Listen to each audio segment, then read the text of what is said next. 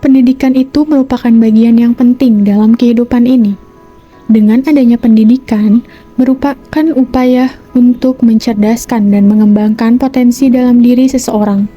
Dan dengan adanya pendidikan ini, diharapkan mereka yang tadinya tidak tahu, menjadi tahu, yang tadinya tidak bisa, menjadi bisa. Sebagaimana Undang-Undang Nomor 20 Tahun 2003,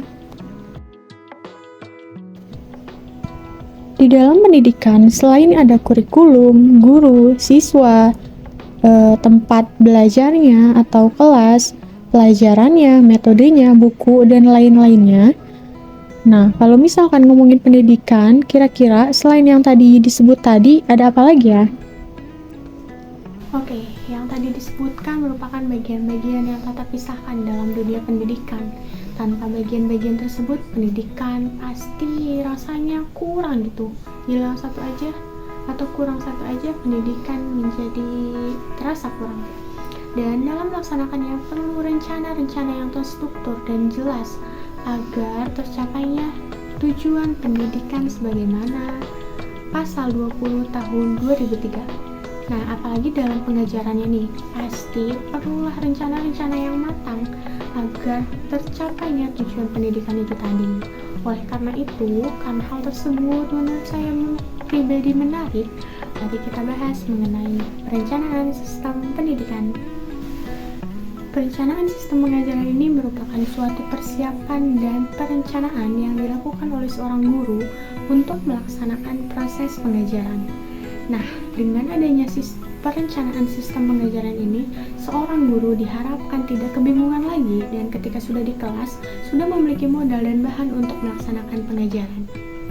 Karena semuanya sudah dipelajari terlebih dahulu dan sudah dipersiapkan terlebih dahulu gitu. Ya, pas di kelas ya tinggal actionnya aja.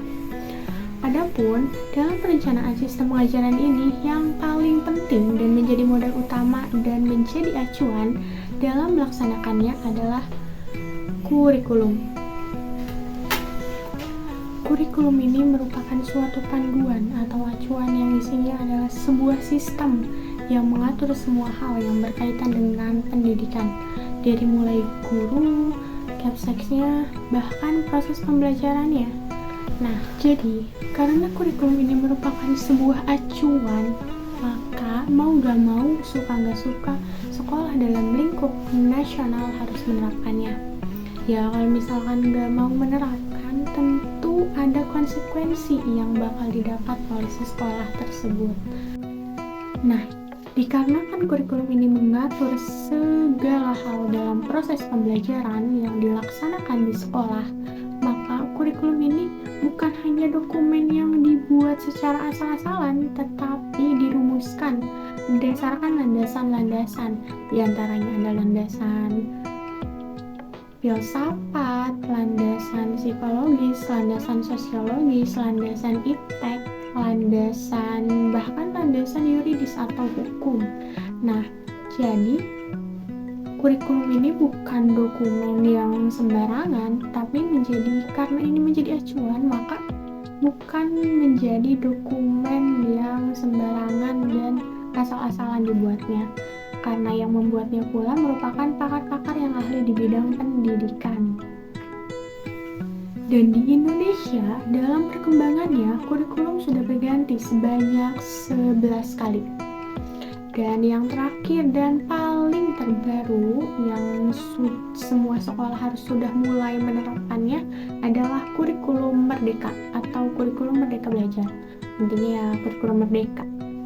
Seperti yang telah dijelaskan dalam situs resminya Kemendikbudristek, kurikulum merdeka adalah kurikulum dengan pembelajaran intrakurikuler yang beragam, di mana konten yang disajikan kepada siswa akan lebih optimal dengan tujuan agar peserta didik dapat memiliki cukup waktu untuk memahami konsep serta menguatkan kompetensinya. Dalam kurikulum tersebut dibagi menjadi 3 tahap, yaitu tahap asesmen diagnostik untuk mengetahui potensi, karakteristik, kebutuhan, perkembangan, serta pencapaian dari pembelajaran peserta didik. Dan tahap yang kedua adalah perencanaan, yaitu guru menyusun perencanaan mengenai proses pembelajaran yang akan dilakukan selama periode tahun ajar sesuai dengan hasil asesmen diagnostik. Nah, dan yang terakhir ini adalah tahap pembelajarannya. Nah, setelah dilakukan asesmen dan perencanaan, maka tahap terakhir yaitu melakukan pembelajaran. Nah, itu tadi merupakan sedikit gambaran mengenai kurikulum, khususnya kurikulum Merdeka, kurikulum terbaru di Indonesia ini. Nah, karena tadi kita sudah membahas tentang kurikulum, yang mana kurikulum tersebut menjadi buku sakti atau pedoman pertama dalam melaksanakan pendidikan di sekolah. Selanjutnya dalam perencanaan sistem pengajaran itu sendiri, yang paling penting lagi adalah tentang perencanaan itu sendiri. Nah, karena tadi kita membahas tentang kurikulum Merdeka, maka perencanaan pengajaran yang akan kita bahas adalah perencanaan pengajaran dalam kurikulum Merdeka tersebut. Oke. Yang pertama, dalam perencanaan pengajaran yang ada di kurikulum Merdeka adalah CP. Apa itu CP? Nah, CP ini capaian pembelajaran yang merupakan kompetensi yang harus dicapai oleh peserta didik dalam satu fase. Dalam hal ini, maka seorang guru harus menganalisis terlebih dahulu permasalahan yang ada dan juga hal apa dan kemampuan apa yang harus dicapai dan didapatkan oleh peserta didik tersebut dalam satu fase tersebut. Nah, adapun fasenya seperti gambar berikut ini.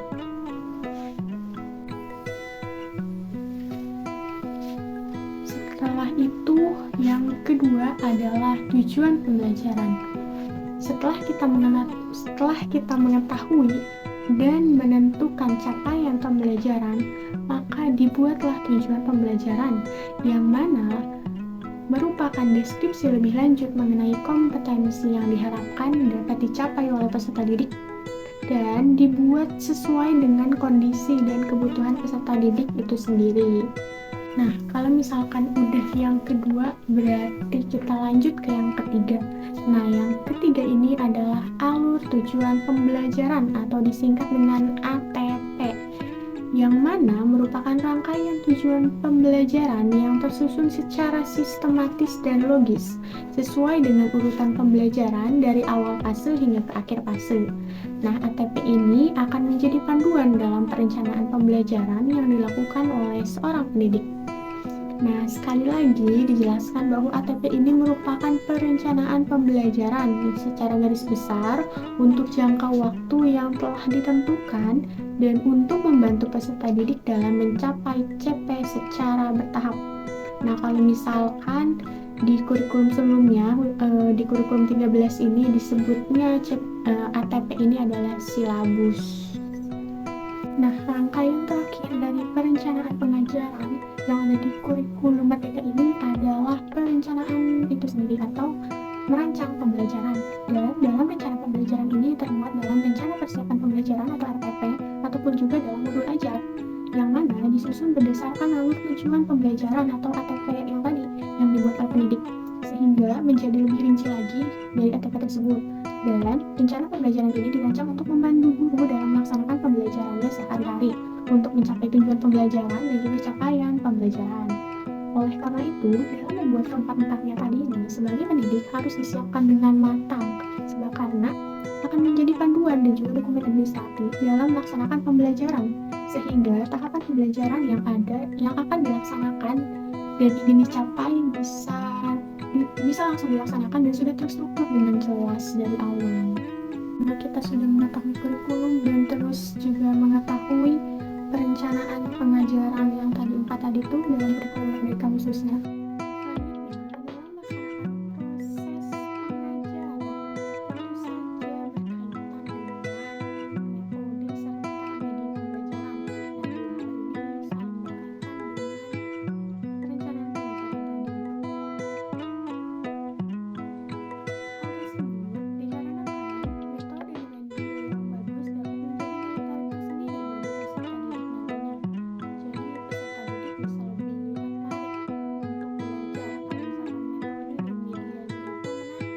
Metode ini merupakan suatu cara yang dilakukan untuk mengimplementasikan dan menerapkan rencana yang disusun. Selanjutnya, metode tersebut disusun dalam bentuk kegiatan nyata dan praktik atau praktis. Nah, misalnya ada metode demonstrasi. Metode ini digunakan untuk membuat atau melakukan suatu, biasanya dengan memperagakan dan memperlihatkan kepada siswa atau peserta didik dengan bantuan media. Contoh lainnya ada PJBL atau Project Based Learning, adalah sebuah metode pembelajaran yang menggunakan proyek atau kegiatan, sehingga siswa diminta untuk menginvestigasi yang mendalam mengenai suatu topik. Dan juga siswa diminta menjadi problem solver dan dari masalah yang dibahas atau masalah yang sedang diteliti tersebut. Nah, selain dari dua tadi, masih banyak metode-metode yang bisa digunakan oleh para pendidik atau guru.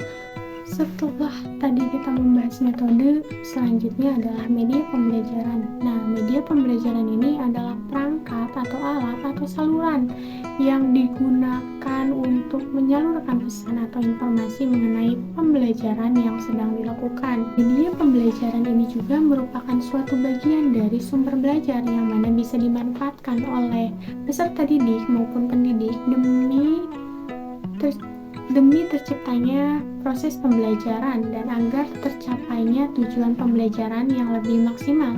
Contoh dari media pembelajaran ini ada video edukasi, torso, peta, komputer, proyektor, dan lain sebagainya. Yang terakhir adalah evaluasi pembelajaran, yang mana setelah kita melakukan serangkaian proses pengajaran, tentu saja kita memerlukan evaluasi sebagai bahan pertimbangan kita dan parameter atau alat ukur untuk melihat ketercapaiannya tujuan pembelajaran, apakah sudah tercapai atau belum. Nah, dari evaluasi tersebut kita bisa menentukannya.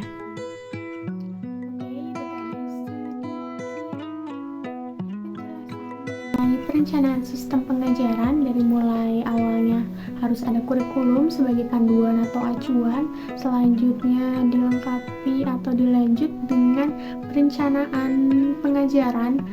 Karena kita tadi ngebahasnya kurikulum merdeka, maka perencanaan pengajarannya juga dengan kurikulum merdeka.